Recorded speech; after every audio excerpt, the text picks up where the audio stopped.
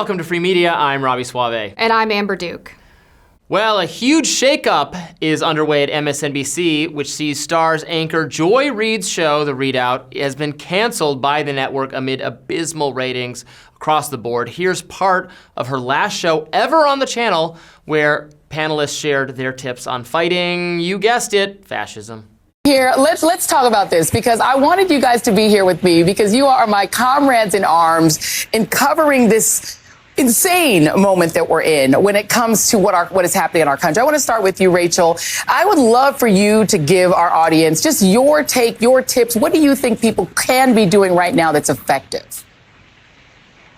Well, first I want to say that I love you, Joy. I love you. And that I am bereft that the readout is ending. I just can't even, I sort of can't get beyond that. So I want to say that, but that is also part of what I think I have to say to the country about this moment, which is find people who you respect and trust and love and make common cause with them and help yourself by learning from them and help them by standing up for them. The fallout has caused an internal uproar. Here's MSNBC's Rachel Maddow essentially calling the network racist for canceling Reid's show. In all of the jobs I have had, in all of the years I have been alive, there is no colleague for whom I have had more affection and more respect than Joy Reid. I love everything about her. I have learned so much from her. I have so much more to learn from her. I do not want to lose her as a colleague here at MSNBC. And personally, I think it is a bad mistake to let her walk out the door. It is not my call, and I understand that, but that's what I think.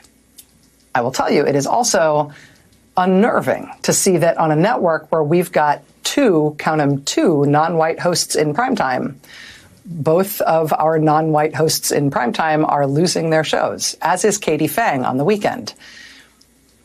And that feels worse than bad, no matter who replaces them. That feels indefensible, and I do not defend it. So much to discuss here. So you, like myself, am not a big fan of Joy Reid's commentary over the years. I find her, now I have nothing against her personally, I've never met her, but I find her to be one of the more unfair, bad faith pundits on the progressive side, just failing to really grapple with conservative arguments or libertarian arguments or dissenting perspectives.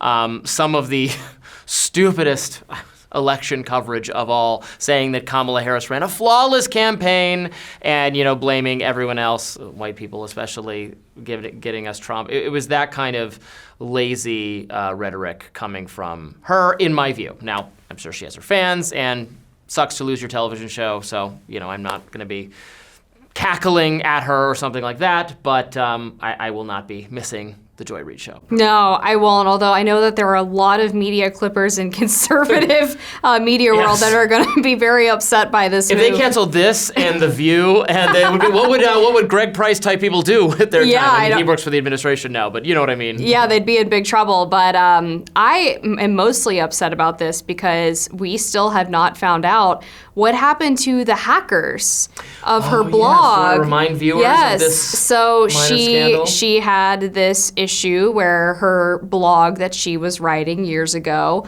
had contained some pretty inflammatory comments, including some 9/11 trutherism and I think some anti-Semitic content. And when these posts were uncovered, because she was one of the queens of trying to cancel other people for alleged racism, she claimed that she didn't remember writing any of these posts and that her blog must have been hacked retroactively to make her look bad. Amazingly, the FBI never looked into this, or at least never found out who the hackers are. So I fear that storyline is going to die. Yeah, this was a textbook example of the cover-up being worse than the initial crime. Like, I don't care that she said whatever dumb, hateful thing she said in the blog. But then to be a journalist, a TV journalist, and claim that it was clearly a lie, that it was hacked, that really called into question her credibility. In terms of the direction the network is going, so she's being replaced, her hour, the 7 p.m. hour, is being replaced by a combination of Simone Sanders and Michael Steele and Alicia Menendez. Simone Sanders has very similar takes. Michael Steele has very similar takes to Joy Reid, very progressive, very defensive of the Democratic Party, very identity politics focused. So I'm not even sure. It's not obvious to me this is some pivot MSNBC is making in a different ideological direction. Now, they are bringing in Jen Psaki in a big way to the 9 p.m. hour, which one could argue is becoming even more establishment-y or even more Democratic Party-y, picking someone who has a very prominent past association with the Biden administration doesn't seem like the best choice to me. It might also just be a new person coming in leadership, shaking things up just to shake things up, even if it doesn't make a lot of sense. That could be it. I mean, in addition to Jen Psaki, Simone Sanders, of course, served in the Biden administration. She was a top spokesperson for Kamala Harris for at least the first year that they were in power in 2021. So you have two former high-ranking government officials for a Democratic administration who are now playing the role of journalists somehow in primetime slots on what is supposed to be a news network. Now, I don't think anyone is under the idea that MSNBC is actually a news network, but that is what they portray themselves as. They call each other journalists. You heard Rachel Maddow there calling Joy Reid a journalist, and Joy Reid vice versa. Those other people on the panel with her, also former government official Nicole Wallace, who served under George W. Bush. So how are we supposed to anticipate that MSNBC is the network that is holding power to account or calling out government or the establishment when they are all members of this elite group of people who have actually served in government? Yeah, honestly, it sounds like just a bad outcome for Democrats, that this network that could be, leading, directing opinion on the left or on the mainstream in the same way that Fox plays some role in doing both gatekeeping and promotion of conservative voices, finding out who resonates with their audience and what kinds of policies or kinds of stories they're talking about are important to conservative media. It goes both ways, where conservative media also, or the base educates conservative media on what they should be covering, and it works the other way too. That could be taking place on the Democratic side as Democrats try to figure out who is our new leader, what is our message. But I think basically everyone on the Democratic side agrees that whatever that's going to be, it must involve a massive pivot away from Biden, who is deeply unpopular, having left office. Unlike, that was not true of Bill Clinton. That was not true of Barack Obama. This time, they really got to pivot in a different direction. And a cable channel that could be providing a forum for that is instead becoming even more filled with pro-Biden sycophants.